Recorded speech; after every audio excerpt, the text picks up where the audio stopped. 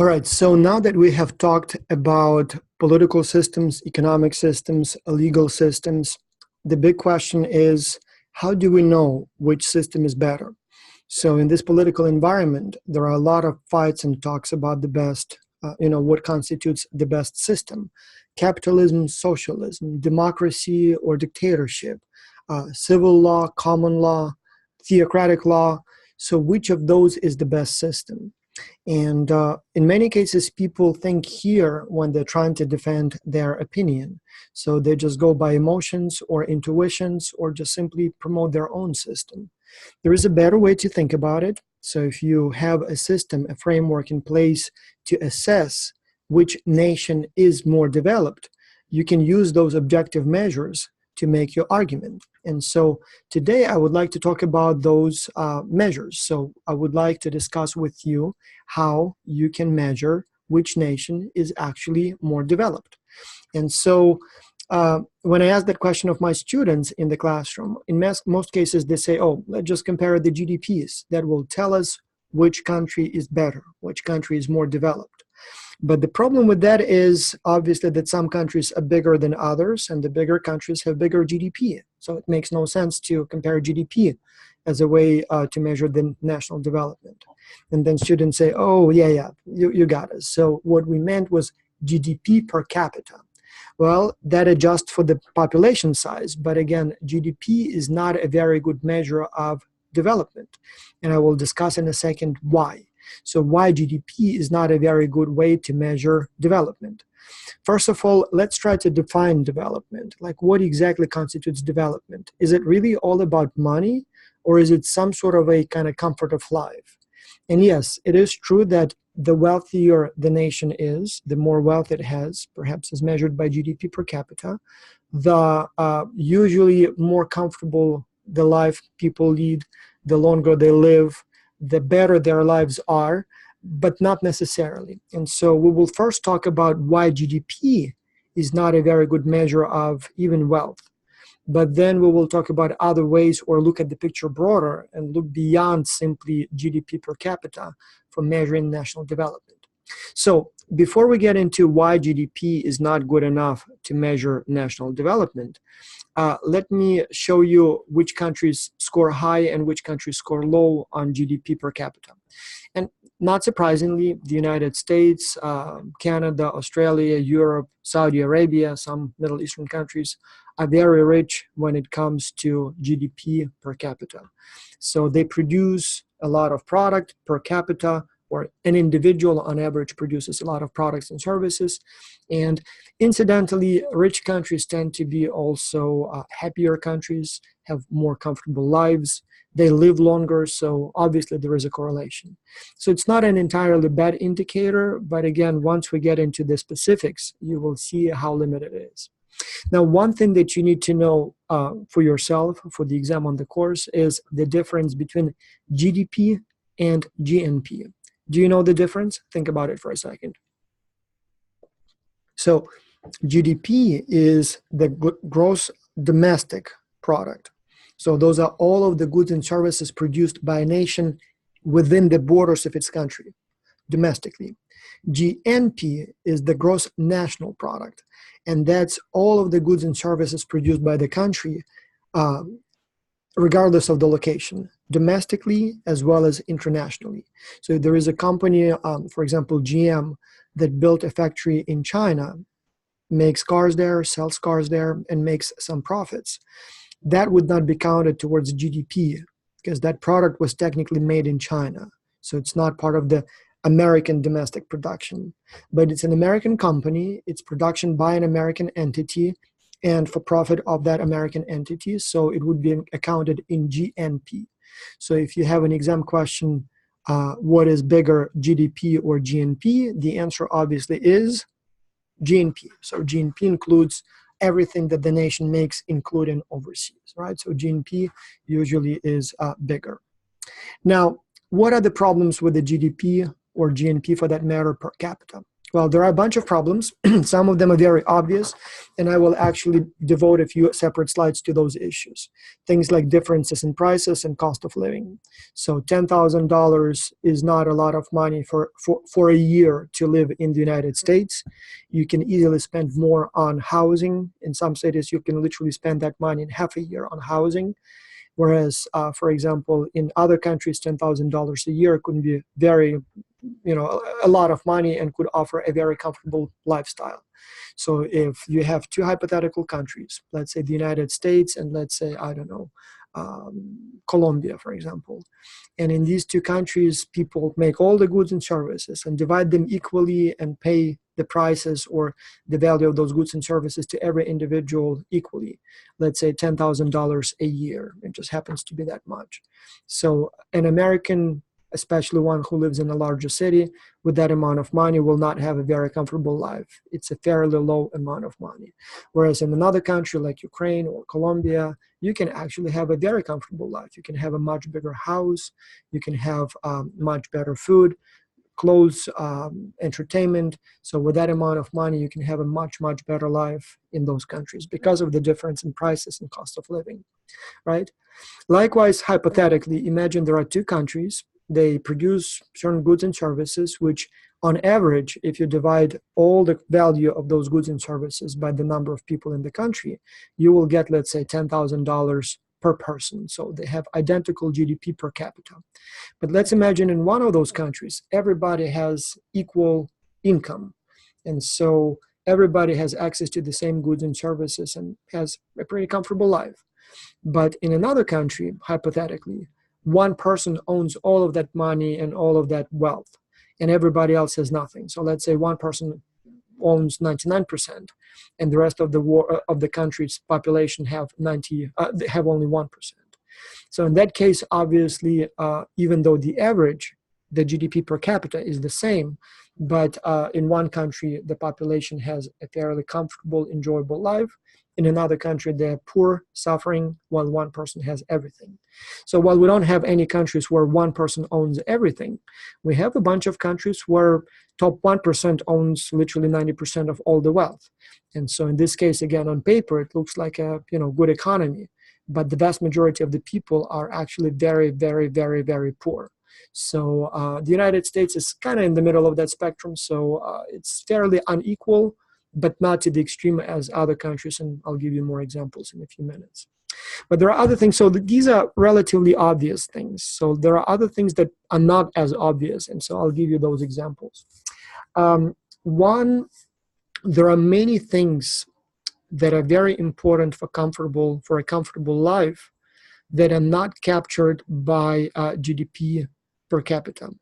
So for example, things like vacation time, working hours, healthcare access, education access, those kinds of things are not captured by GDP. So in a hypothetical example, imagine one country where people make on average, let's say $10,000 GDP per capita, but they work 80 hours a week to produce that product. In another country, people also make $10,000 per year in value in goods and services that they produce, but they work only 5 hours a week. So they economically, on paper, they look equally developed. But obviously, the second nation is much more developed because they can produce all that wealth by working a fraction. Maybe they have a lot of robots or something like that. So obviously, they would be much, much more developed because they can produce the same amount of wealth while working much, much less. So their life is more comfortable, so they're much more developed, developed in that respect. So when you look at some European nations where the working day is shorter, vacation time is longer, their GDP per capita may be like, let's say 20% less than that of the United States, but they work literally half of the time. So in that case, it would be questionable who is more developed. Likewise, unaccounted transactions. So in some countries, all transactions are accounted and count towards GDP. In other countries, even though they're trying to estimate how much of the economy is in the shade, but much of that is literally hidden. And so the official GDP per capita may not account for all of the kind of no receipt transactions, when family and friends help each other, when people work on private land, have like a little garden in the backyard. All of that may not be accounted towards GDP, but those are real goods and services. And so the GDP may not reflect them, the black market for that matter. There's also something, and this is the very, very first time I talk about it, but that's something that is bothering me, and I couldn't find any literature on the topic. So there's something that I call false goods. There is a thing called false economy.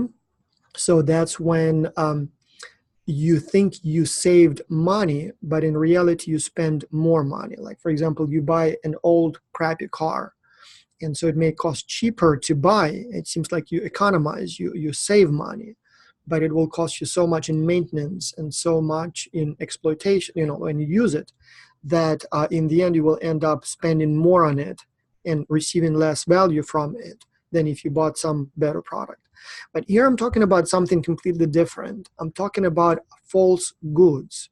So goods that on paper appear as part of GDP. So those are goods that people have produced, goods and services. But if you think about that, they create absolutely no value, like absolutely no value for the people, for the country. So while they inflate the GDP, but they do not represent real useful goods and services that make our life more comfortable. Like, for example, wars or law enforcement.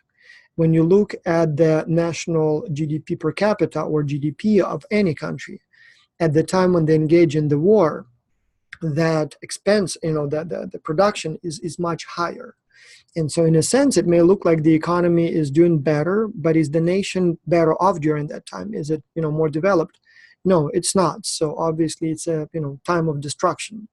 And so in a sense, a lot of resources are spent on destruction, essentially. And again, wars are inevitable. And, I understand that I'm kind of getting into the territory where, if somebody invades your country and you spend money on building weapons and fighting off the invader, I mean, obviously, there is a value in that. But again, law enforcement, wars, technically these kinds of things, they don't really create anything per se. Like, for example, some countries, like the United States, spends billions and billions and billions on law enforcement. And it seems like it's GDP. I mean, that's a real service. But imagine that you have two countries. One is a very, very peaceful country where nobody steals nobody. People just behave well. Everybody knows everybody. Like, when you look at, like, let's say Iceland, never was really involved in any war, has an extremely low crime rate. And so they don't spend much on law enforcement. So in a sense, they are not adding to the GDP by, having police officers on the streets. Whereas the United States spends a lot on the army, on the military expenses and law enforcement. And as a result, has a larger GDP because a lot of products and services are produced in that sector. But in a sense, all those spendings on the law enforcement and military may be actually an indicator of a problem. So if the crime is high, you have to spend a lot on law enforcement. So it's not really, how should I put it, a real good. In a sense, it could have been avoided. So everybody would have been better off if you didn't have to make that sort of production. And so as a result, it adds to GDP, but is not necessarily an indication of national development, if you know what I mean, right? So presumably at some point, the society will develop so much that we will have to spend less on law enforcement. So that will lower our GDP, but will that mean that we are less developed at that time? No, we are actually more developed. I hope you understand what I mean here. So. Then all kinds of what I call snake oil goods. The snake oil, it's an expression that was coined in like the 18th century. At that time, there was no Food and Drug Administration, and all kinds of traveling salesmen would go from town to town, sell what they would call snake oil. So kind of completely useless potion, something, like some random fluids mixed together. And they would, market them or claim some magic properties. It will make you healthy, cure any disease, stop hair loss, make you stronger, whatever. And so it would be a completely, like a completely useless product in the sense that it has absolutely no medical qualities. But people would pay a lot of money, believe in those traveling salesmen. And so at some point it was the steak oil, at other point it was the rock oil.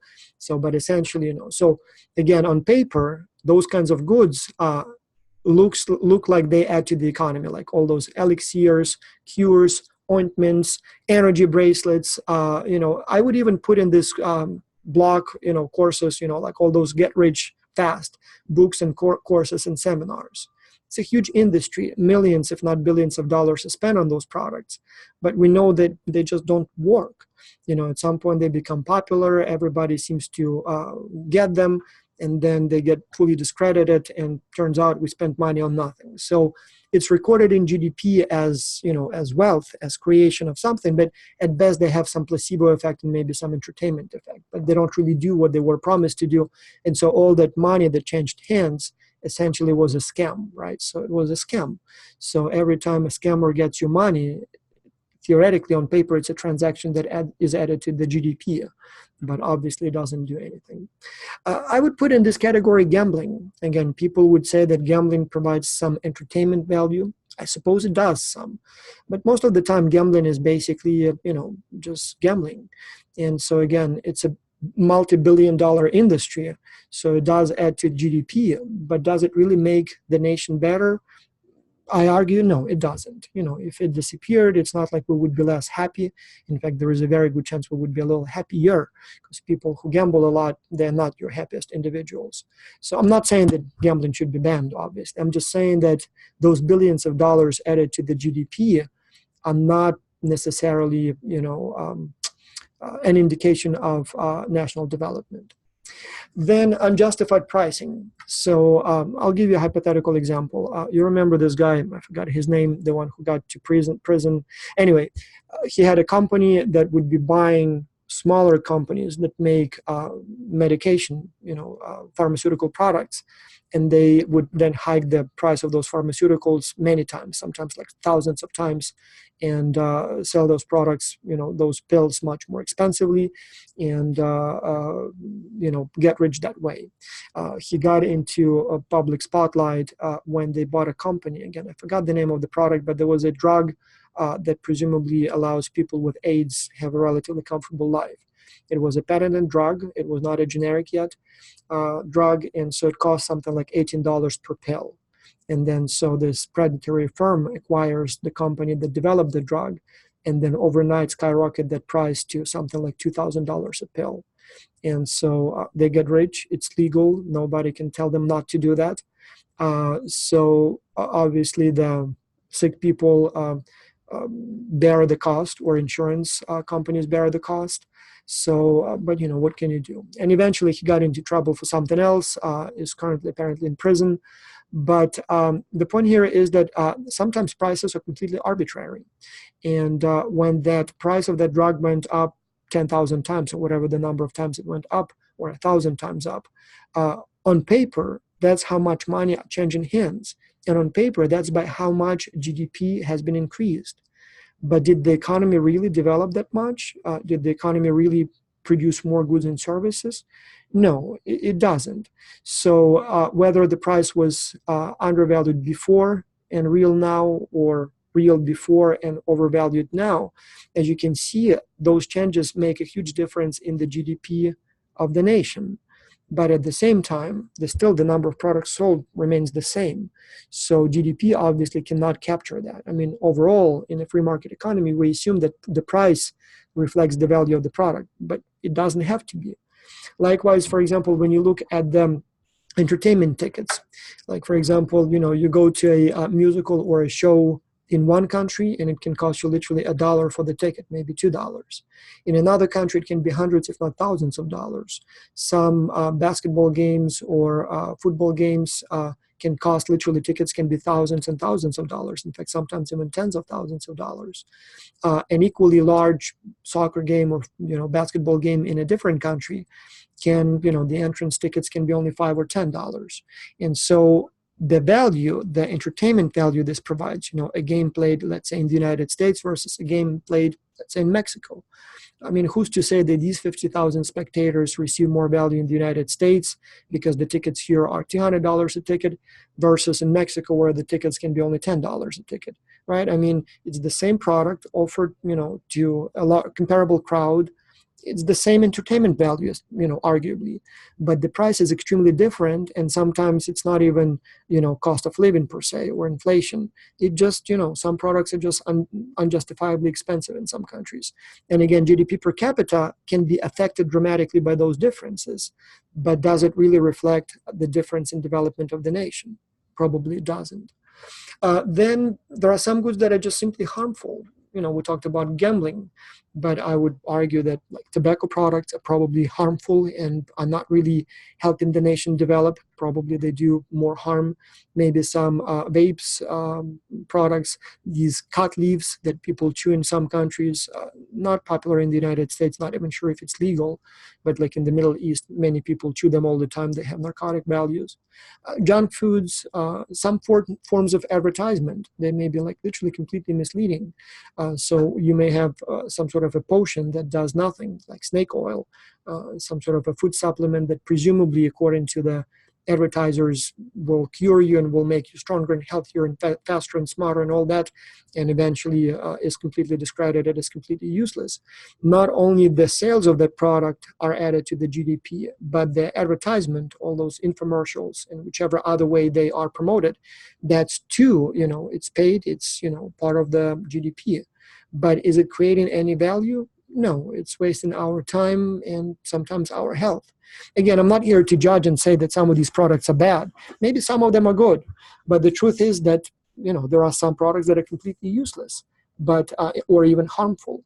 But they are added to the GDP per capita, and as such, create an impression that the nation is more developed, where in reality it may actually be an indication of a problem. And so, let me here give you an example of how this can work in the real life. So here is a picture of my grandfather. He died a few years ago. And so he lived all his life in Ukraine, except for the time when he was in the Second World War. 6 years, 7 years, like literally started in 1939 in the Polish army, and then several prisoners of war, escape, again in the army, prisoner of war, escape, again in the army. So during that time, he was in Germany for a long time, what now is Poland. At that time, it was like some part of that was Poland, some part of that was Ukraine. Doesn't matter. Lived most of his life in Ukraine. And so in Ukraine, again, the GDP per capita is changing, but let's assume that official GDP per capita is 3,000, right? So that sounds like a much, much lower GDP per capita than that of the United States, which at this time is 50-something thousand dollars, right? So it seems like it's almost 20 times, as high in the United States than it is in Ukraine. And it may seem like Americans are 20 times as rich and have a comfort of life and goods and services they consume that are 20 times as many as those consumed by Ukrainians. However, it is far from truth. Yes, Americans are richer, and probably an average American enjoys more goods and services than an average Ukrainian, but is it really 20 times that much? Well, let's take a look here. So what exactly that 3,000 GDP for Ukraine, $3,000 per capita GDP for Ukraine, what exactly does that represent? And more importantly, what does it not capture? So for example, my grandfather with his family lived in a small town. So it's like 100 families, maybe 200 families. So almost like what you would call a village. I mean, it looks like like normal houses. It's not like some teepees or but normal houses, but it's a small town. And so he had a few acres of land. During their entire life, they would have like 2 cows and 3 pigs, and maybe 25 domestic birds like geese and chickens and stuff like that. So never ever they would buy, like poultry or eggs or milk or vegetables. All of that was growing right here. In fact, my parents, they lived in the city, so like every weekend we go and visit our grandparents, and usually we come home like with a basket of apples and whatever. So all kinds of things. So in a sense, they would produce a lot of product that way, which is completely unaccounted. But to them, it provides savings, or I guess products worth of at least, by Ukrainian prices, let's say $1,500 per year, probably even more. And in fact, in some seasons, they would have too much of that, so they would sell it. Like, for example, when the time comes to, for cherries, which is incidentally right around now when I'm recording this session. So they would have a few buckets of cherries that they would sell. Or sometimes they would have too much milk or too much, many eggs. And so some of that they would sell on the market. And so again, that would give them an income of about $500. But obviously none of that is accounted in the GDP per capita because it's all unaccounted transactions. Then my grandfather, he was a carpenter. And so he had a little workshop, and in the Soviet Union, in towns, most of the products would be made sort of domestically.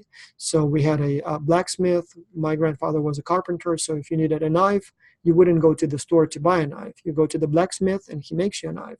If you need one of those, what do you call them, the hoes that you work the land, again, you go to the blacksmith.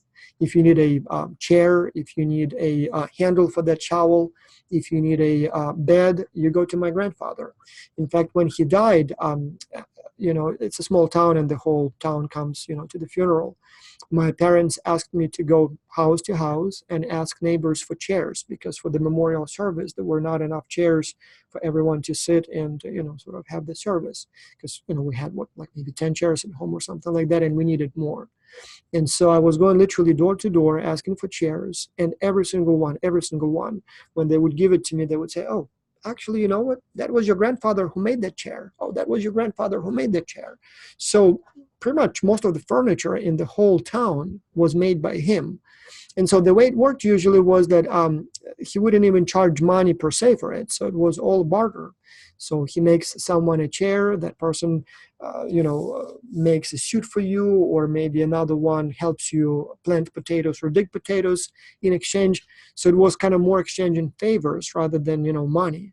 And again, obviously, all of that would not be accounted in the GDP per capita, but I'm guessing it would have added at least $1,000 to my grandfather's sort of, income, even though sometimes it wouldn't be in the form of money, but in form of other kind of, obligation receipts, so that people would return them with their own favors.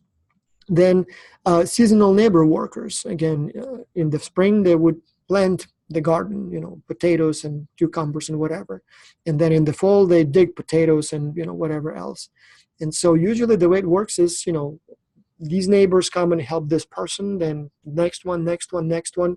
So when the time comes to dig potatoes, today they dig my potatoes, tomorrow yours, next neighbor. Again, obviously none of that was accounted in the GDP per capita. If you had to hire them, it would cost a lot, but it was all kind of barter, people helping people. So like my grandfather, among other things, he also had one of those hair clippers, like manual one that you always have to use, like kind of manually work it. And pretty much all men in the town would come to my grandfather to get a haircut. There were not many of them, as I said, maybe like 50 or 40 of them. And like once a week or so, there would be always a few people, and he'd give them a haircut. And again, that's obviously not accounted for, although in the United States, that easily each time would have been like extra $20, $30 added to the GDP per capita. So and then relatives would help a lot. So my parents would come, as I said, helping with the garden and stuff like that. So none of that would be accounted in the GDP per capita. So when you look at the official GDP per capita, it's like $3,000. So it seems like Ukrainians are like 1/20th or so poor as Americans, or only 1/20th as wealthy as Americans. But when you add all of those unaccounted services, it would be more like $8,000 to $10,000. So that seems like it's more like 1/5. And then when you look at the cost of living, again, you can increase that amount much more and probably even double it, because again, all the goods and services are much cheaper. So with that $8,000, $10,000 that you produce, you can have buy as many goods and services as it would take in the United States, at least, $12,000 and maybe even $20,000. Still, it's not quite the same, but the difference seems to be more like 1 to 2 as opposed to 1 to 20. And so that makes much more sense, because when you go to Ukraine, you still see that people, they have houses, they have cars, smaller houses, smaller cars, but they still have something. So it's definitely not 1 to 20 or anything like that. So GDP obviously doesn't account for all of that. Now, let me show you here, GDP per capita at purchasing power parity. So when we specifically talk about cost of living, the economists are not stupid, so they figured a way to account for that. And so they have something that they call PPP, purchasing power parity. So they recognize that the prices are different in different countries, and so they adjust the GDP per capita to that cost of living. So they would take a basket of goods, like some food, housing, and stuff, and they see what that same basket of goods costs in one country versus another. And if that same basket of goods costs, let's say, twice as much in the United States than in a different country, they would literally multiply that other country's GDP per capita by 2 to have a comparable GDP per capita adjusted for purchasing power parity. And so here we have a table with the GDPs per capita for different countries versus GDPs at PPP. And so we use the United States as the base.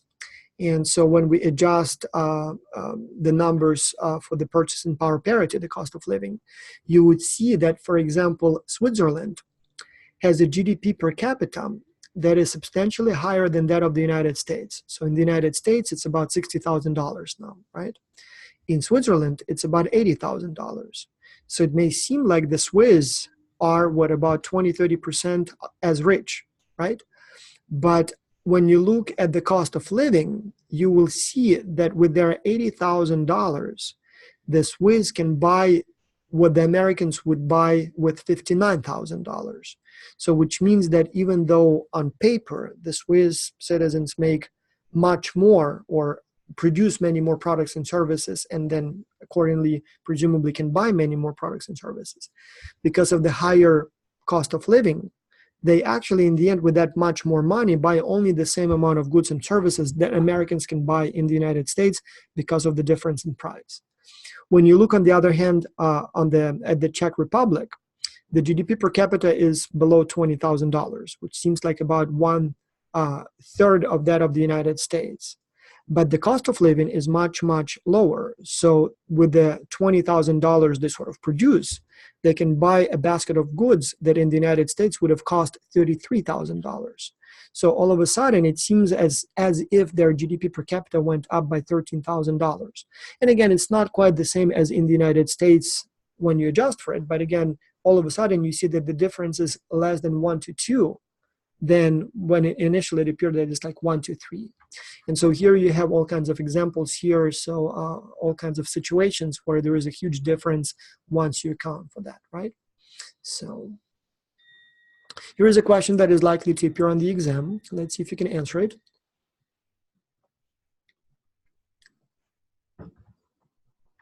So with the United States as the base, which of the following would be true? The US GDP per capita equals the GDP per capita at PPP for the United States. Is that true or not? Well, I guess that first answer is correct right away, so we can have the answer. So if the US is the base, then for the US, we assume that GDP per capita and GDP per capita at PPP is the same right here. So that's the base. So A is correct. Now, there is a fun way to sort of estimate the GDP per capita versus GDP at PPP. So there is this what we call the Big Mac index. A couple of economists at Harvard, I believe, started compiling that a long time ago, and they have been compiling it for a long time ever since. So the Big Mac index comes from or is based on the observation that McDonald's, the company, operates in just about every country on the planet. So there are a total of 187 countries, according to the United Nations, and McDonald's has its shops in pretty much all of them but Cuba and North Korea, so something like 185 countries. And so they sell essentially the same product in every country, the same menu in every country. And Big Macs are sold in exactly the same form in every country. And one would say, oh, because transportation costs are different, that's why the prices are different from Big Mac in different countries. But no, Big Macs are usually made out of domestic ingredients, or at least in most countries, out of domestic ingredients. Nobody ships lettuce from the United States to Japan to make Big Macs in Japan. And so as a result, one would expect that the Big Mac would cost the same in every country. It's the same product made from the same materials, but no, it's not the same. So the prices are very different. In the United States, a Big Mac costs about $3, something like that, or $5 now probably, right? But in other countries, it can cost anywhere from $2 all the way to $6 in Switzerland. And so by comparing the difference in Big Mac prices in different countries, you can sort of estimate the difference in the cost of living or GDP per capita at PPP. So you can look at, they do it two different ways. They can look at the price of the product itself, in dollars, or the number of minutes one has to work to earn that product in their country. And so there is a big difference in prices. And not surprisingly, for example, in Russia, the product costs, like 1/3 of what it costs in the United States. So or one half, a little bit more.